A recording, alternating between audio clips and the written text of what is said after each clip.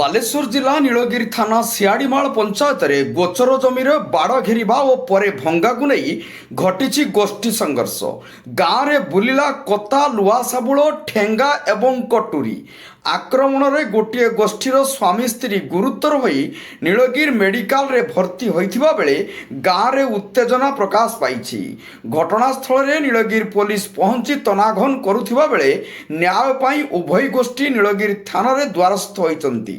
ସୂଚନାଯୋଗ୍ୟ ଯେ ଶୁକୁରା ବେହେରାଙ୍କ ପୁଅକୁ ସେହି ଗ୍ରାମରେ ଦୀପ୍ତିକାନ୍ତ ସିଂ, ହେମନ୍ତ ସିଂ, ଶଶଧର ସିଂ ଅଟକାଇ ଗାଳିଗୁଲଜ କରିଥିଲେ। ପରେ ଶୁକୁରା ବେହେରା ଓ ତାଙ୍କ ସ୍ତ୍ରୀ ଆଶାମଣି କ'ଣ ହୋଇଛି ବୋଲି ପଚାରିବାକୁ ଆସିଥିବା ବେଳେ ଏଥିରେ ଉତ୍କ୍ଷିପ୍ତ ହୋଇ ସିଂହ ପରିବାରର ମାରାତ୍ମକ ଆକ୍ରମଣ କରିଥିଲେ।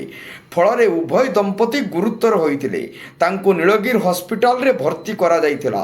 ଏନେଇ ଗ୍ରାମବାସୀ ନ୍ୟାୟ ପାଇଁ ଥାନାରେ ଦ୍ୱାରସ୍ଥ ହୋଇଛନ୍ତି। ଘଟଣାକୁ ନେଇ ଅଞ୍ଚଳରେ ଚାପା ଉତ୍ତେଜନା ଦେଖାଯାଇଛି। ନୀଳଗିରିରୁ ମନୋଜ ମହାନ୍ତିଙ୍କ ରିପୋର୍ଟ, ଜନତା ଏକ୍ସପ୍ରେସ।